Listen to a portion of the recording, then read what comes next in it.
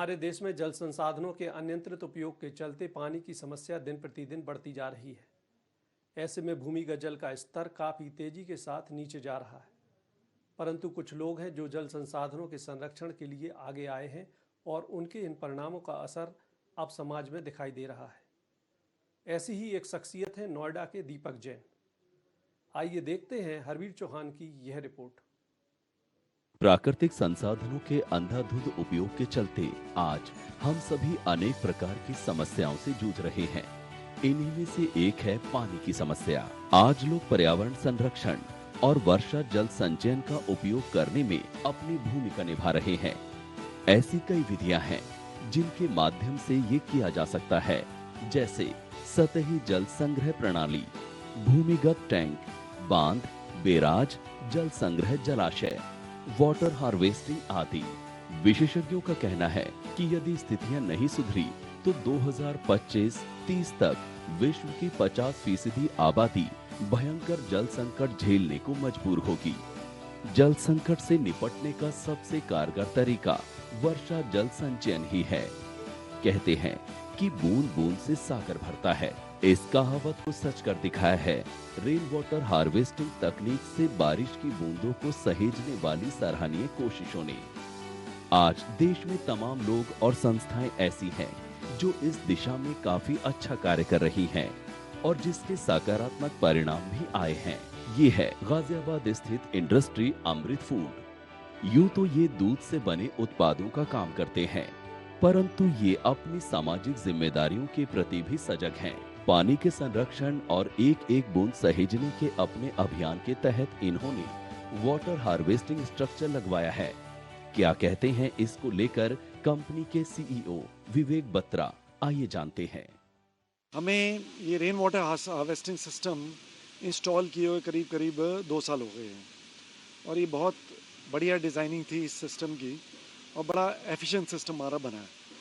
हमारा ये एस्टिमेट था, क्योंकि हम ग्राउंड वाटर यूज़ करते हैं, तो हमारा ये एस्टिमेट था, हमने जो डिपार्टमेंट को अंडरटेकिंग दी थी, हम इससे 22-23 लाख लीटर ग्राउंड वाटर को रिप्लेनिश करेंगे। उसके कंपैरेटिवली करीब करीब 25 लाख रेन वाटर हम रिप्लेनिश करें। और सारा अगर आप आसपास देखेंगे तो बहुत बढ़िया हमने सारा नेटवर्क बना रखा है। हमारा प्लांट करीब 2.5 एकड़ में है, तो इसमें जितना भी पानी आता है ऑलमोस्ट एक एक बूंद मैं कहूँगा वो सारा हमारा इस रेन वाटर हार्वेस्टिंग सिस्टम में आ जाता है।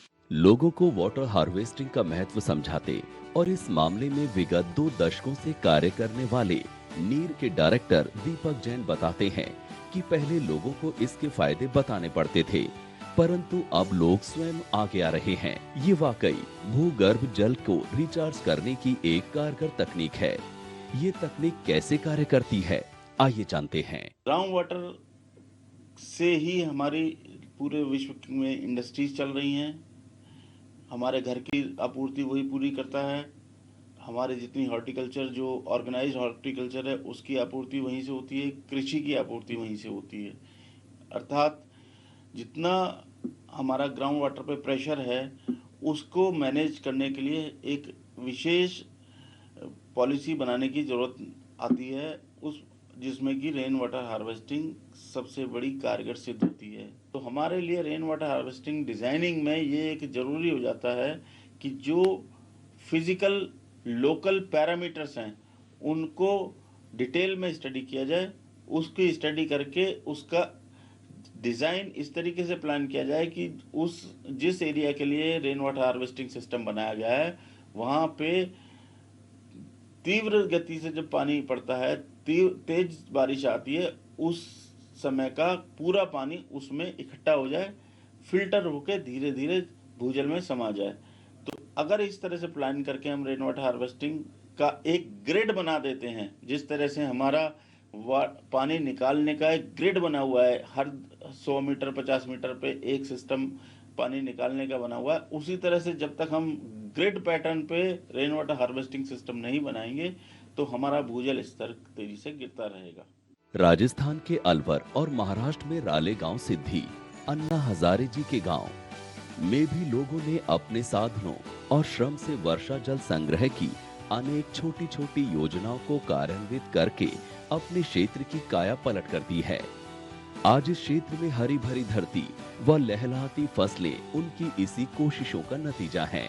सौराष्ट्र लोक मंच संस्था ने साधारण वर्षा जल संरक्षण संयंत्रों का प्रयोग कर समूचे गुजरात के लगभग 3 लाख खुले कुओं और बोरवेलों को बारिश के पानी से पुनर्जीवित कर दिया है। वर्षा जल संचयन की दिशा में सबसे सराहनीय काम हुआ है तमिलनाडु में, जहां पूरे राज्य में वर्षा जल संरक्षण संयंत्र प्राथमिकता से लगाए गए हैं। उत्तर प्रदेश के मुख्यमंत्री योगी आदित्यनाथ ने 300 वर्ग मीटर वाले मकानों में रेन हार्वेस्टिंग प्रावधान का सख्ती से पालन कराने के निर्देश दिए हैं। भूजल के संरक्षण के लिए आमजन की सहभागिता की जरूरत जताते हुए उन्होंने लोगों से अपील की है कि अपने मकान में रेन वाटर हार्वेस्टिंग की व्यवस्था करें। इससे भूजल समस्या का दीर्घकालीन समाधान हो सकेगा। यहाँ हम आपको बता दें कि प्रदेश के जिन क्षेत्रों में भूगर्भीय जल में खारापन, आर्सेनिक और फ्लोराइड की समस्या है, उसका एक कारण भूगर्भ जल का अतिदोहन है। इसके मद्देनजर ही सरकार ने भूजल संसाधनों की सुरक्षा संरक्षण के लिए Uttar Pradesh ground water management and regulation अधिनियम 2019 लागू किया है। इसमें सभी सरकारी भवनों पर रूफटॉप रेन वाटर हार्वेस्टिंग को अनिवार्य किया गया है। भारत सरकार द्वारा भूगर्भ जल से जुड़े मुद्दों को हल करने के लिए एक केंद्रीय भूगर्भ जल प्राधिकरण का गठन किया गया है, जो समय समय पर इसको लेकर गाइडलाइन जारी करता है। सुप्रीम कोर्ट ने केंद्रीय भूमिजल बोर्ड का गठन प्राधिकरण के रूप में किया। उसके साथ ही केंद्रीय प्राधिकरण ने ये शुरू किया कि industries, infrastructure project, mining projects, जिन एरियाज में बहुत ज्यादा गिरावट आ रही है, वो लोग हमसे एनओसी लें। प्राधिकरण ने अपनी एनओसी में एक रिचार्ज कंडीशन का प्रोविजन रखा हुआ है। वो जो भी ब्लॉक हैं, उनकी जो कैटेगरी है भूजल संसाधन के वर्गीकरण के हिसाब से, उसके अनुसार उन लोगों को रिचार्ज करना है। मौजूदा समय में देश के कई प्रांतों में छोटे से लेकर बड़े भवनों में रेन वाटर हार्वेस्टिंग सिस्टम के लिए शपथ पत्र मांगा जाता है। नक्शा पास कराने के लिए आवेदक को शपथ पत्र भी देना होता है कि भवन में रेन वाटर हार्वेस्टिंग सिस्टम लगाएंगे, लेकिन आवेदकों की शपथ कागज में ही रह जाती है। प्राकृतिक संसाधनों को लेकर हम ये सोचते हैं कि ये कभी खत्म नहीं होंगे। जल भंडारण धीरे धीरे खत्म होने की कगार पर है। इसलिए ये आवश्यक हो गया है कि हम जितना पानी प्रकृति से लेते हैं, उतना उसको वापस भी करें।